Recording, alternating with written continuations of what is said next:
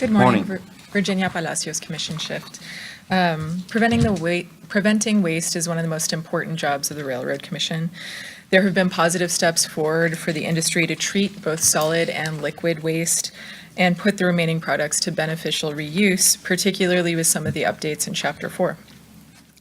This month, I met with the community in the Eagleford Shale, where water wells are drying up due to the overlapping impacts of drought, oil and gas water use, and water export.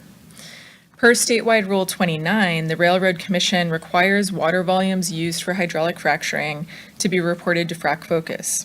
However, there's no requirement for companies to report the volume of produced water that is reused for hydraulic fracturing. There's likely a role for the Railroad Commission to play in collecting data on produced water reuse. The Texas Produced Water Consortium reported that estimated produced water recycling rates in the Permian Basin ranged from 50 to 60% in 2024. Interestingly, the Eagleford Shale region has a lower water-to-oil ratio than the Permian Basin, and there could be opportunities for 100% of produced water to be reused for fracking in Eagleford counties. But in the Permian, more water is produced than is needed for fracking. The consortium has suggested that treated produced water in the Permian Basin could be used to irrigate crops. While this may be a suitable reuse option for crops that people and livestock will not consume, we should exercise caution before deploying it at scale. Two companies presented at this month's Waters of West Texas conference about methods for treating produced water for beneficial reuse. Some studies are promising, and one reported no acute toxicity in their treated produced water.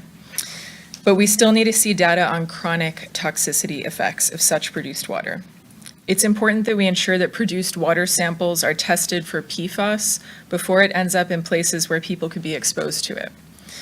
PFAS compounds never break down and can cause health effects at extremely low concentrations. The Railroad Commission could consider reopening statewide Rule 29 to require disclosure of PFAS compounds used for fracking, as some of these compounds could go unreported under trade secret protections.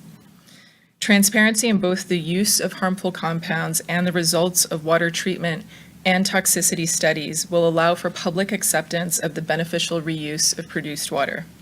Until then, please keep it out of our rivers and off of our plates. Thank you so much.